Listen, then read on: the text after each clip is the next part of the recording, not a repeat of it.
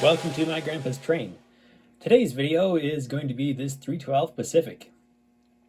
And this one is going to be restored for a friend of mine who has recently gotten into American Flyer trains. This is the second of three K5 style Pacific locomotives that I am working on restoring. And hopefully this one will go the smoothest, but you never know. I started a K5 Pacific earlier and ran into an issue with that one where all the rims of the drive wheels split or loosened up, and also the motor itself, the bakelite exploded around the motor casting.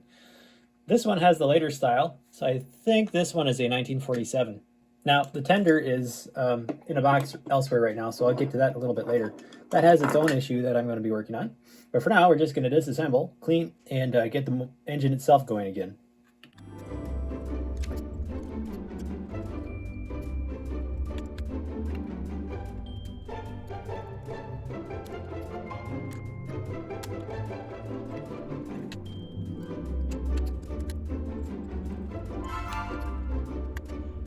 Well, we have our mechanism out of the shell.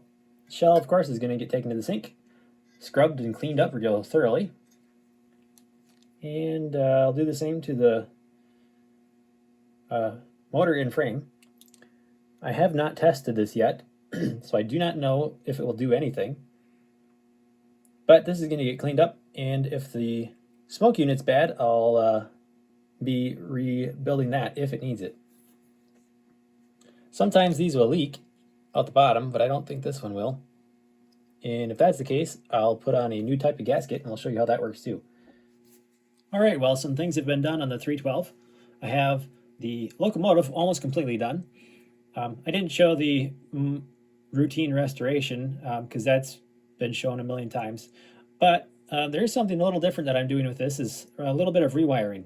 My friend that I'm rebuilding this locomotive for requested that I install an on-off switch for the smoke unit, which presented a little bit of a challenge. How do I get the smoke unit to have an on-off switch without switching off the headlight as well? Because originally 2 wires ran from the armature contacts to the smoke unit and then to the headlight. And this was done to save cost, of course. But here, what we're doing is I need to be able to separate the smoke unit from the headlight. So I'm actually got some 4-conductor cable. This is 22 gauge line, and there's 4 wires, so I've got 2 sets. One set is for the smoke and one is for the headlight. Now back here I have it wired up. I'm not converting it to 5-wire yet, but this should also make that pretty simple to do if I wanted to do so in the future. Basically, I replaced the 2 wires running to the front with these, and then I used black and green for the commons, so those got soldered to this point, and it is AC, so I just picked a contact. I didn't see any need to do anything specific. And then the white wire runs to the headlight positive, so I just soldered that over to this point. And then the other wire is still actually tied to the brush contactor on the back. So that line became the hot side because I couldn't get it unsoldered. That goes to the switch, and then the red wire from the switch will go to the smoke unit. And so then I'll be able to install this. I was wondering where I would install it, and I think what I'll be able to do is I'm going to mount it to this side of the drawbar, and I'll fabricate a little bolt and ring that'll hold this in place, so I'm actually going to screw it down to there.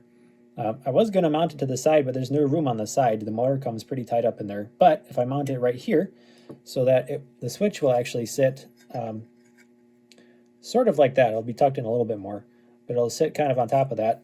And then I think I will put a black heat shrink over the end of this so it won't stick out quite so much. Once that's put together, we'll come back and I'll show you what's been done. All right, I have the connections completed to the smoke unit, and the wiring should be set. So I'll show you how this works. So let's fire up the engine.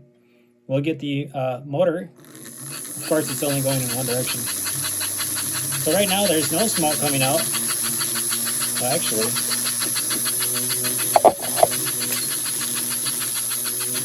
and then once I switch the switch on,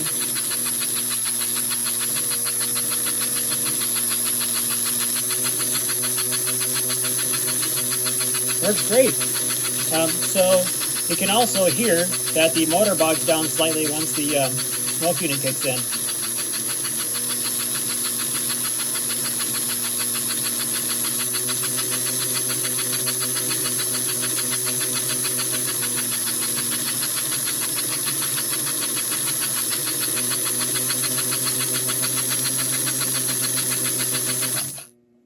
Things have happened on this locomotive.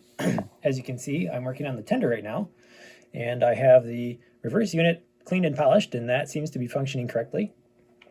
The other issue with this tender was that the rivet insulator had split and the front truck would fall out. So I actually, like a year ago, picked up a truck rivet replacement kit, which includes a new rivet, a new insulator, and a fiber washer.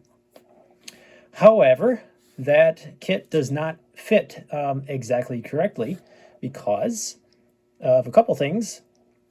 This new plastic insulator doesn't have the correct size top. So when I put it in the hole, it's not the correct size for the 312 tender. It has a little bit of slop, and the other one does not. So that's a problem. The other problem is that it's not tall enough. So this insulator slides on like this so that the top is insulated like that. But you can see that there is some of the brass still showing. Well, that's not supposed to be like that because when you put it in and then you add this, but this hole is also not the correct size for this because it's supposed to fit tightly around that. So that is, neither of these washers are going to work. And this is the thicker style washer.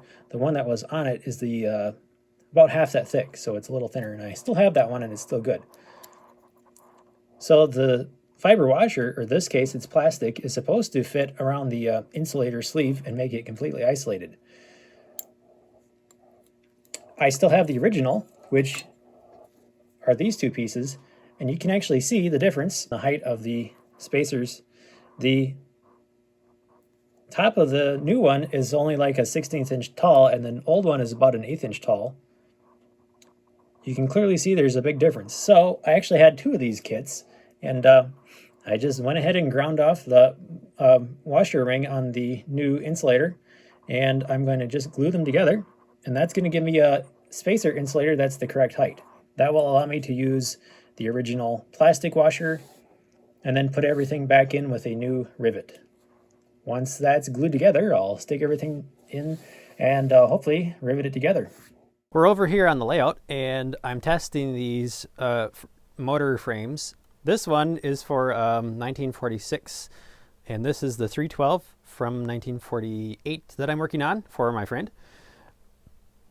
I decided to put new axle bearings in the front two axles. I opted to skip the split bushing in the back because it wasn't as worn. I just want to show you how these roll. This one is all original and unrestored. I don't think I've even cleaned the grease out of it, but look how well this one rolls.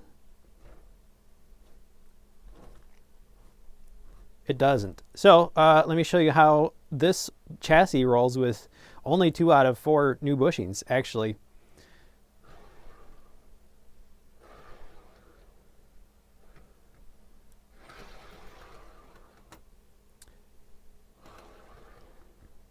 Yeah, so going forward, I'm going to try to be upgrading the axle bushings in a bunch of my locomotives. We'll see how it goes. And but yeah, now I am going to reassemble this locomotive. I have to just finish quartering this back wheel. It's off by just a little bit, so I'll have to redo that one, and then I'll get this locomotive put back together. We will test it, and then it will finally go to my friend who's been waiting for this since before Christmas. I almost can't believe that I actually finally got this engine back together. It's been quite a journey getting all the parts and pieces. The hardest part getting those custom-made axle bushings. Now that they're put in, this thing runs like a top, and it looks good too.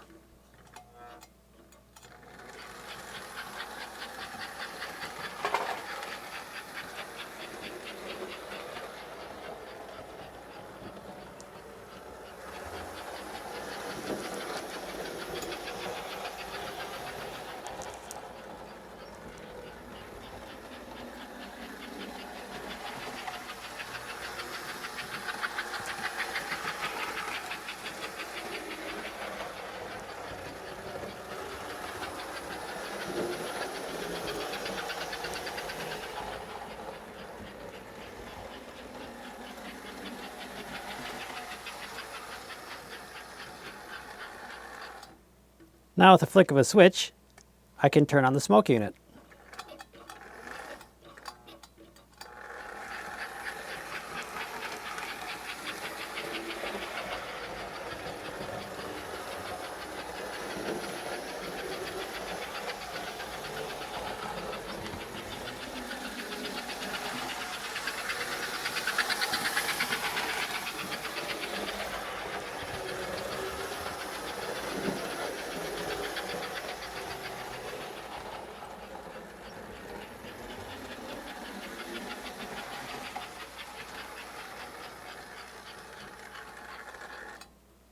Well, it looks like it's almost out of smoke fluid, but that is it. That is going to conclude this 312 restoration.